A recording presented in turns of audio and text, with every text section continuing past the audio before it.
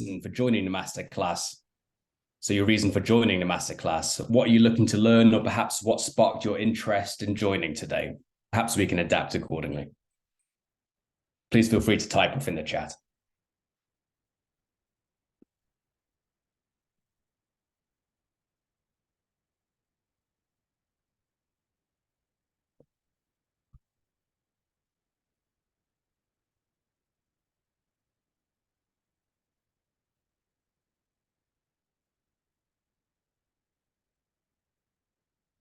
Oh, David has some great experience.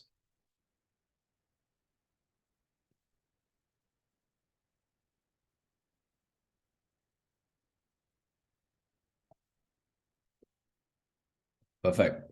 Well, what we can do is that if you have any questions along the way, please feel free to add them into the chat. I don't have great visibility as I'm presenting, but Davey's going to be monitoring and Davey can throw out some questions there.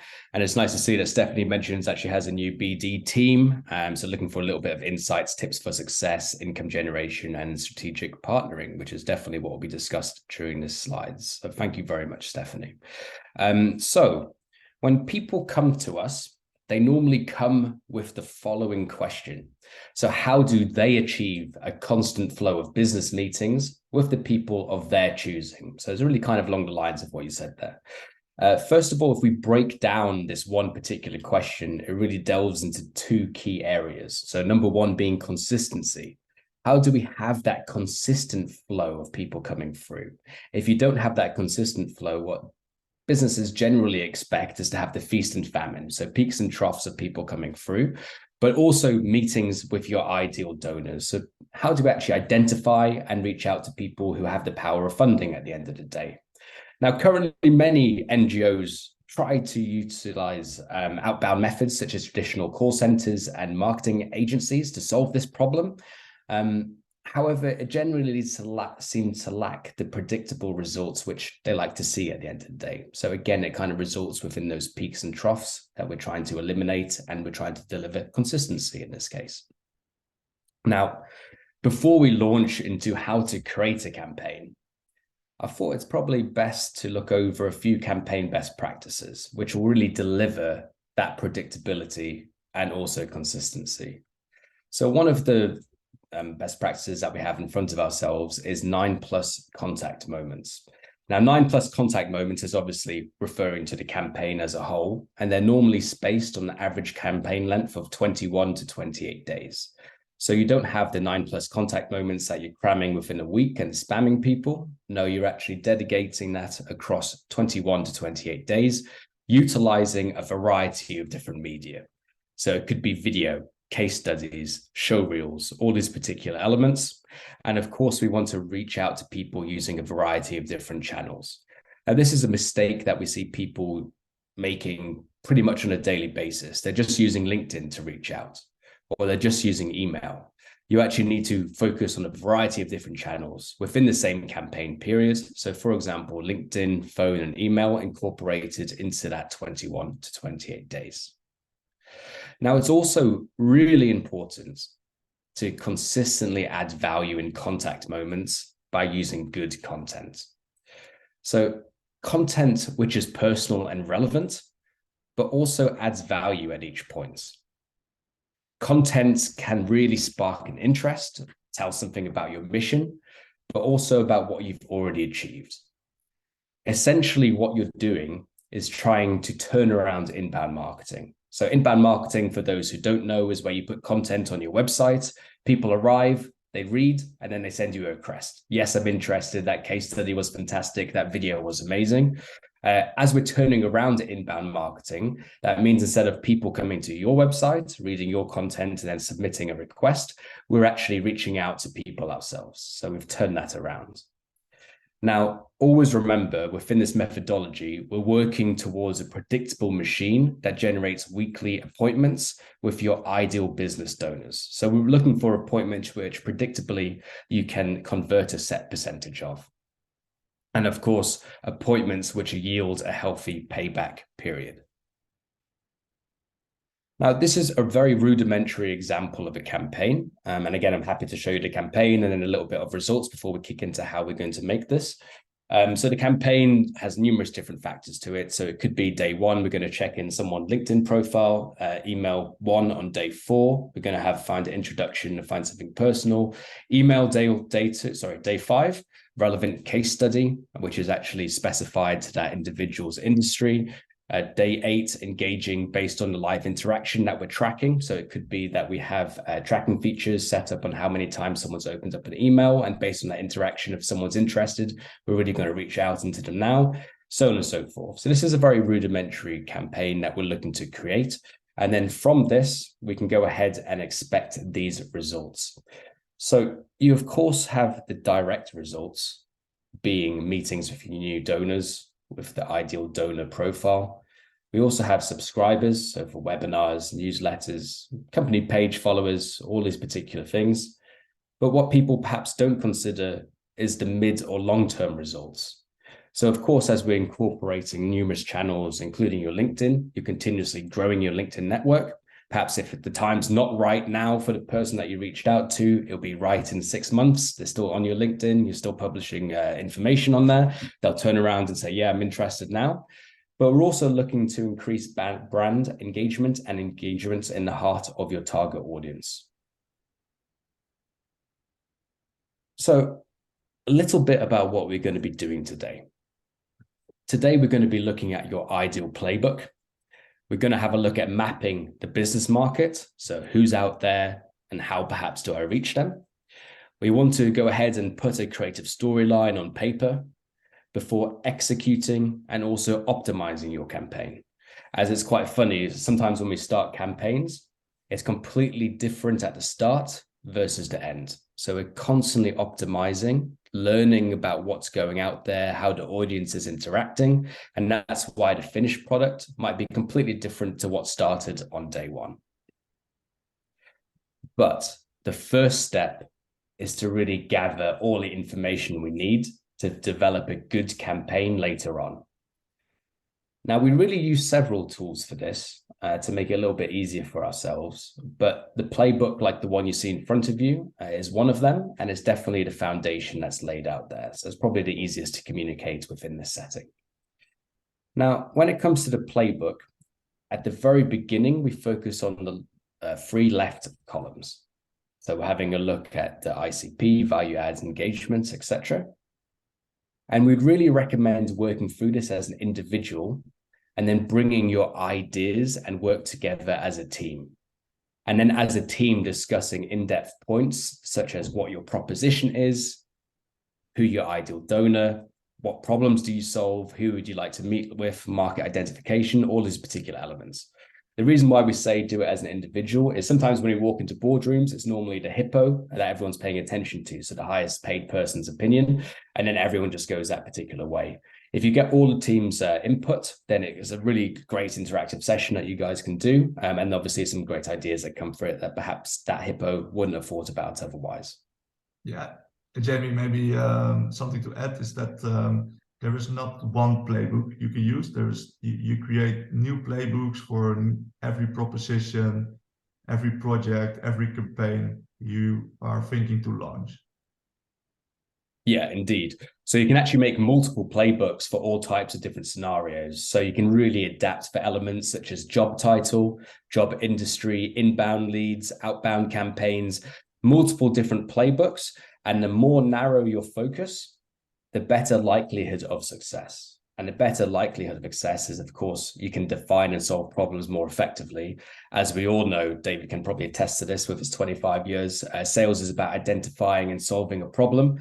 And if you can communicate this effectively to potential donors, then you're really onto a winner. And of course, just putting it out there, if you need any help on these issues, please let me know and I'm happy to help. Or if you would like access to a playbook like this, which you're able to work upon, just ping me a message, add me on LinkedIn, then I'm more than happy to send you a workable copy over as well.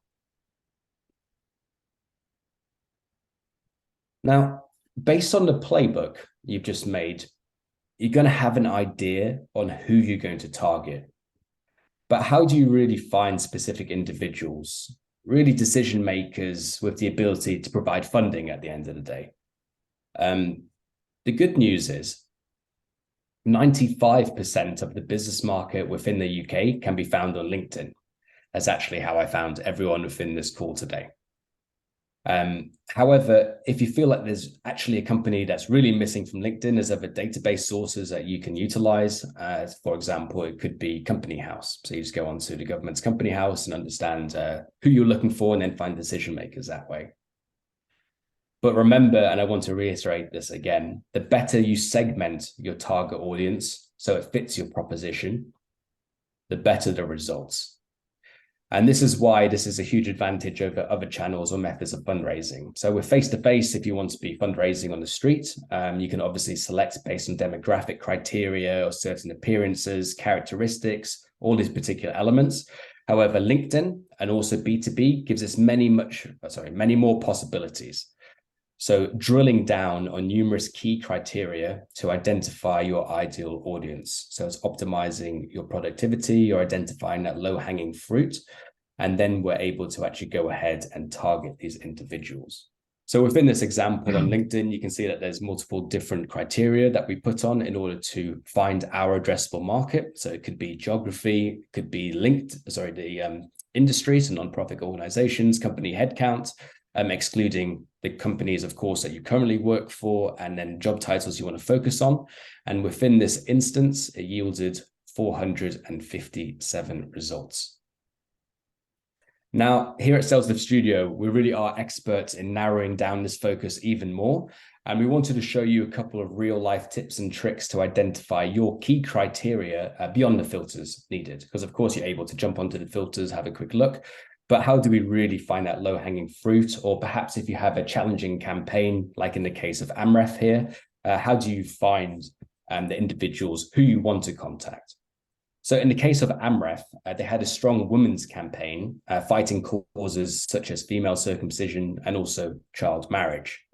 They specifically wanted to reach out to potential female donors. However, when you go on LinkedIn and you have a look at the filters and you have a little bit more of a deep dive, it's actually not possible to filter via gender. So in essence, then we're not able to utilize this tool. Apart from perhaps looking at photos and obviously trying to identify people just by the way that they look. What we were able to do was actually identify a good addressable market still by using LinkedIn and by utilizing keywords and filters. So you can see at the top here, this is where you add your keywords or other filters perhaps that you want to search for. It works by putting she, her, for example, as many people now identify how they want to be called, so their pronouns on LinkedIn. So by using these keywords alongside filters such as CEO, managing director, partner, founders, etc., we were really able to create a list of potential business donors that perfectly matched AmRef's proposal. The story behind this campaign resonated exactly with the target group and then yielded high conversion. So that's just one tips and tricks that you can utilize on LinkedIn in order to identify your addressable market. Similarly, our work with Oxfam was another example on how to utilize filters to pinpoint your target audience. So just as a little bit of background, Oxfam, they wanted to focus on entrepreneurs who help other entrepreneurs in developing countries, so helping through microloans. Now, of course, this idea of helping entrepreneur should appeal to basically every entrepreneur within the market, but you're still able to narrow your target market down even further. Of course, find that low-hanging fruit, people who are more likely to say yes, optimize your time, optimize your success, optimizing your return on investment, as of course it costs money to do this kind of outreach as well. So they wanted to specifically target entrepreneurs within a certain market who had just received investment themselves. So you can see on LinkedIn, on recent activities, funding events within the last 12 months indicates to us that these companies have just received funding themselves. So this means that the entrepreneurs within these companies not only know the importance of such funding, as of course they needed it themselves, they've just received it, they're high on the success of this, but they also have the funds available to donate. So it's a little bit of a double whammy in this instance.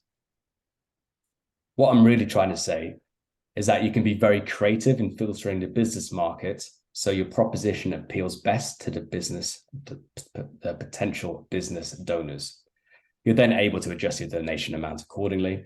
And of course, again, just putting out here, if you need our help, for identifying your target market, please just let us know, and more than happy to share some additional tailor-made tips and tricks. Yes, this is a very big difference when you compare this to face-to-face market, say face-to-face field marketing, for example. So you have a lot of possibilities to segment your target audience and think about communication that resonates with this specific target group. But I'm also curious, who's already using LinkedIn in their day-to-day work to map the target audience? And Sales Navigator is the paid version of LinkedIn without any limitation. But maybe you can put it in the chat. But yeah, so Mitchell's team is using it. That's good. Perfect. Mitchell, are you finding it easy to identify your target audience?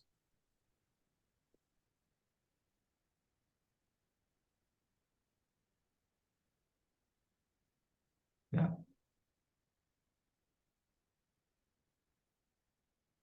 Amazing.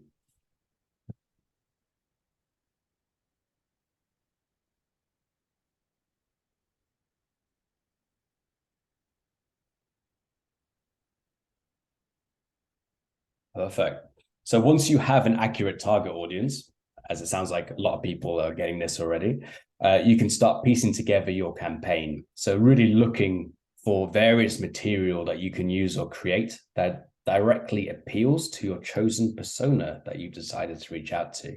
Again, this can be completely adaptable. You can have multiple different playbooks. So based on that specific playbook, who you're going to reach out to, what kind of criteria do you want to use? Now, we would highly recommend understanding the person that you want to reach out to. Now, what I mean by understanding is that we want to understand their KPIs, their wants, their needs, their desires, their challenges that appeal directly to themselves. And now when piecing together the information or the content that you're going to use, remember that this will be a multi-channel approach. So actually, you can choose a variety of different content for each context and channel. And through the multi-channel campaign, you want to generate valuable contact moments with good content. Now, this is similar to the inbound marketing method, but obviously now we're flipping it around, as I mentioned previously. So reaching out to your target audience rather than waiting for them to come to you.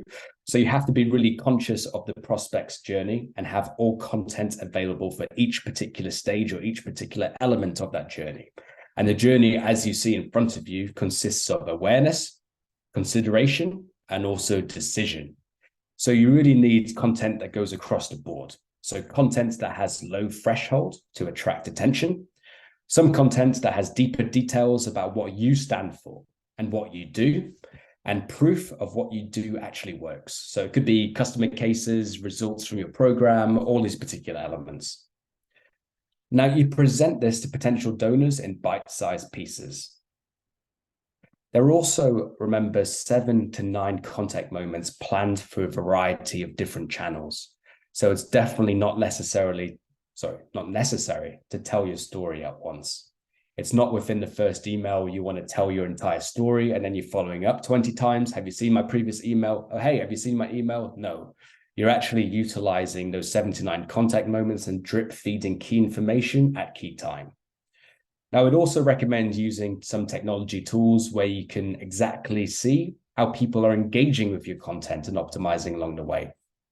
One tool that we'll show you at the end as well is SalesLoft, and we can really track to see how people are engaging with the content. So, for example, how many times that they've opened an email, they're scored accordingly. When they get above a certain threshold, that indicates to us that, yes, this person's super interested in the information that was sent out there, and then we can change our approach accordingly. So rather than wait for the next step within the sequence, which could be another week's time, we want to really pick up the phone and engage now, or perhaps send them additional LinkedIn message, connect with them on LinkedIn, or send them an additional email. So it's through this live interaction tracking. If you're not doing it already, we definitely recommend it because you're getting these real insights. And trust me, if you don't have these insights, everyone's the same. It can just be blanket silence across all different outreach channels.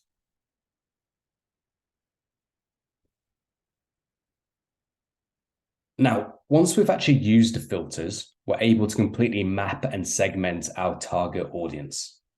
This gives you a complete overview on what we call the addressable market. So it's really the total amount of people that we can focus on. So within this instance, we can see, for example, past donors, the industry is not applicable. We wanted to filter on employee headcount of 11 to 200. The reason why we did this was it perhaps indicates the size of the company, but also the funding that they have available. The different persona that we want to reach out to. So founder in this instance says that, well, they will definitely have the decision-making capabilities. And that yielded a total amount of leads within the UK at 4.5 thousand. So these could be easy wins that we can go ahead, create and craft a campaign accordingly and reach out to. But once you have your market, you want to be able to choose the right strategy. Now, of course, there's multiple different strategies out there, but more or less when it's drilled down, you have 3 options to choose from, at least when utilizing this kind of methodology. So you have number 1, personalized to the individual and the account. You have number 2, on a persona, segmented based on common criteria. Number 3, mass communication without personalization. What we generally recommend is that if your target market is small and the amount that you're asking for is high, then option 1 is the best. So you provide higher quality personalization when potential donors are of great value. Now, what we mean about personalization is not only spending the time to go ahead and understand who you're reaching out to, researching the account, but entering that personalization of your research into the outreach tools as well. So generally, there's a 20-80 rule, so 20% personalization, 80% template. The reason why we have this rule is because the template is the general success across the board. That's something that we're constantly testing and constantly optimizing. 20% of the email is the written personalization. So I noticed that your KPIs for this quarter is this, or your business goal was that. For most NGOs, however, option 2 is the best way to go. So you adapt the target audience to your proposition, segment it as well as possible. And if you do this well, your story will really resonate with a group where you can scale up with communication that suits the person without personalizing each message one-to-one. So if you're able to segment the material based on a specific persona or something of a common criteria, then this is obviously a lot easier when it comes to productivity. And of course, you can adapt and optimize your campaign along the way based on the results that's coming back. So if no one's replying, of course, we need to change something. If no one's opening, we need to change the subject line, all the particular elements that we're going to be testing. Option 3, so mass communication without personalization, can be used. It's not recommended unless it's within the following example. So a campaign perhaps about a recent disaster, so everyone sees it, it concerns everyone, and with the mass communication, you can tell the story of the situation without adapting it to your particular target audience. So this event is happening now, please need urgent help, for example.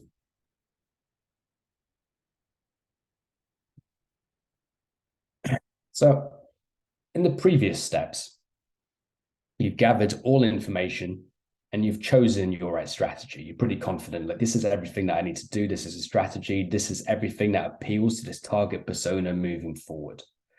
So now's the time to piece together the jigsaw puzzle, write the story, and then divide it into different touch points. As I mentioned previously, one mistake that you definitely want to avoid, that, believe it or not, lots of people do, is just sending the first few emails, big long emails about your pitch or what you're doing or the good causes that you're representing, and then sending follow up, 9 different reminders. In fact, you actually need to plan a very logical flow of touch points through that variety of different channels that you can see in front of you. This means that not every touch point has to have a call to action. So remember, again, this is a mistake, a very, very common mistake that people are making.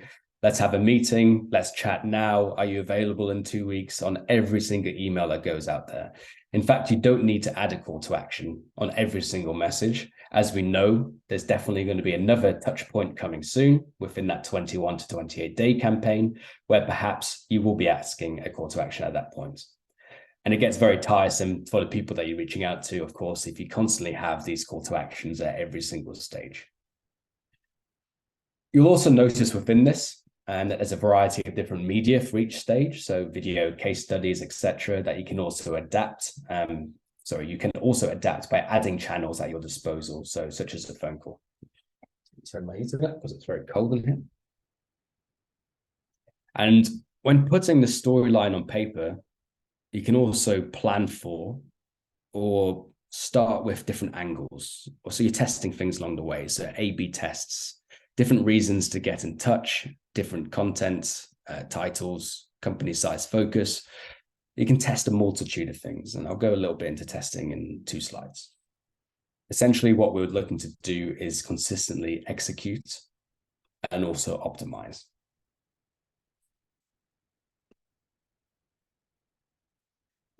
Now, we have the content flow, and this is a good example of how you can flow the content across the board. But this is also a good example on how you can approach specific companies. So if you know you want to approach a specific company, you can attack bottom up or also top down.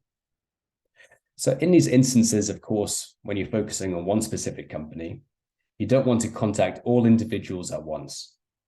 So you're able to plan when someone goes into a campaign and when another person exits, and then you can move through the company in a methodical manner, strategically working through that company until you achieve success. So once person 1 and 2 have entered the campaign, we know they're going to exit on day 28. We're then going to approach person 3 or 4. Once they exit, we're going to then approach person 5 and 6 until we have that success. Of course, hopefully success comes in person 1.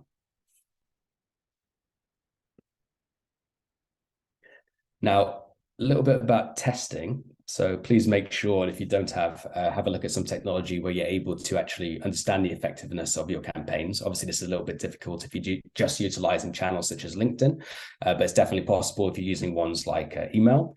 So we recommend doing A/B testing or multivariate testing and really monitoring on your KPIs. So KPIs quite simply could be open rates, reply rates, success rate, bounce rate, and testing one element at a time until you really get perfection. So a couple of different examples could be testing subject lines to see how it influences open rate. Believe me, it can drastically vary. So say, for example, you get an email that says you have just won a competition. No one's going to open that versus introduction and your name. A lot of people are generally going to open this one. You can also test different call to actions for success. How does this one would you be up for a meeting this afternoon work versus would you have some spare time in your diary in the coming 2 weeks? And of course, you can test different email databases for deliverability. One thing to pay attention to when we're talking about this A/B testing is that in order to gain statistically significant results, focus on one smaller element at a time. So I'm going to run 100 people through an A/B test of a subject line and really draw my conclusion. And then you can operate as you see within the slide in front of you. So we're going to have the campaign. We're then going to have the campaign review. This subject line's worked a lot better than B, so therefore we've implemented A, and then we can test another subject line, constantly testing, constantly optimizing until we have success that we're happy with.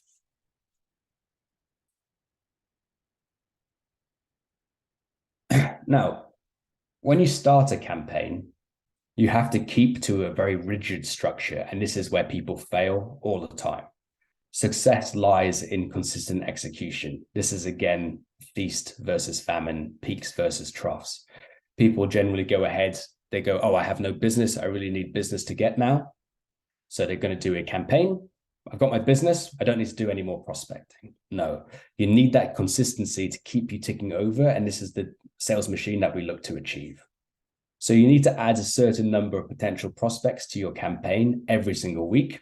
And every single week, you need to follow up on the touch points and then monitor that interaction that we mentioned. And if you maintain this over a period of at least 3 to 4 months, you'll really discover the potential of the strategy. And as I mentioned, you're working towards a predictable machine where you know that every £1 you spend will yield a certain return. And so it's very predictable in that sense. So a little bit of a calculation. So approaching 2,000 prospects per month, you're going to get 100 different appointments with your ideal business donor. You can then work out your conversion, the average donation amount. And then, of course, that should lead to a positive business case and a very healthy payback period. Every week, you get feedback from the market, and you can also see those statistics from your campaigns. And again, you can use this to continuously improve. So even from the meetings, hey, what sparked your interest? All these particular elements, you can continuously improve your campaigns until that you're extremely satisfied with the results. Now, we actually help clients with the strategy and execution, or of course, we help with the strategy and then guide the execution from the guidelines.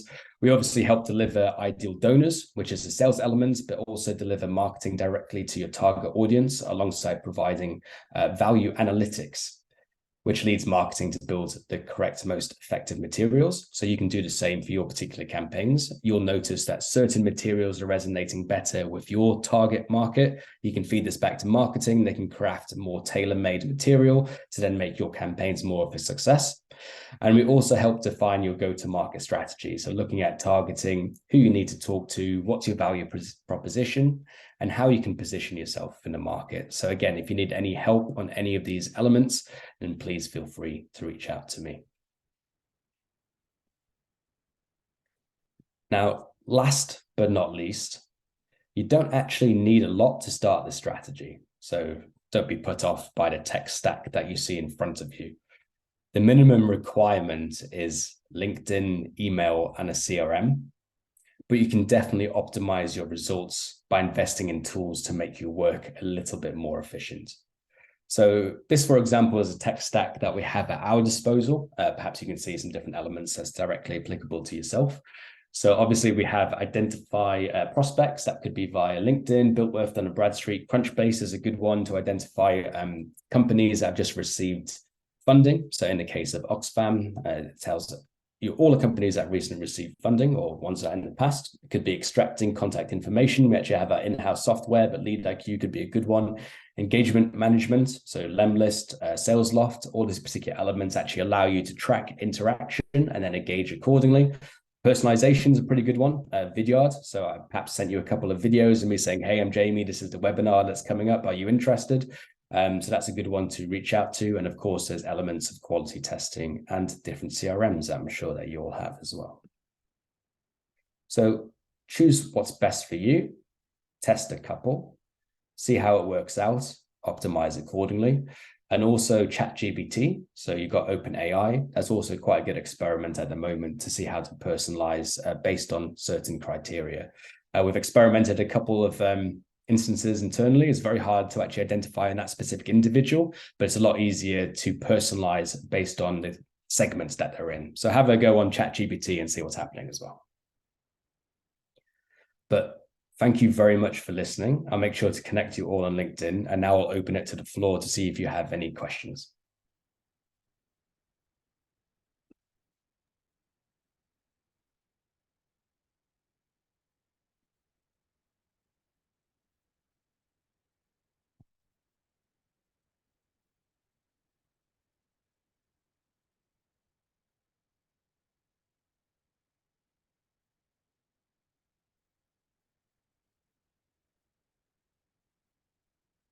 Not yet, Jamie. No worries. Well, if you have any questions in the future, what we can do is go ahead and address them individually. Coming in now. Perfect. What's the question, Davey?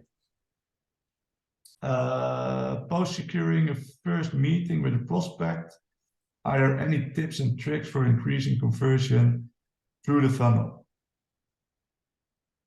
Yeah, there's multiple different tips and tricks that you can do, Mitchell.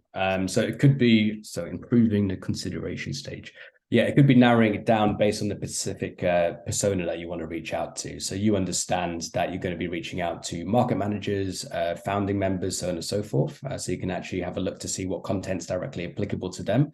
It could also be as well spending a little bit of time personalizing. So actually having a look at the company in specifically what their goals are, what that individual's KPIs are, their wants, needs, desires, as I mentioned, and then personalizing accordingly. But David, do you have any more tips and tricks from your side? Yeah, if you look, if you think about your target audience and you tailor your message to your target audience. So, for example, we are talking about Oxfam Novib, and we are trying to finance companies in developing countries.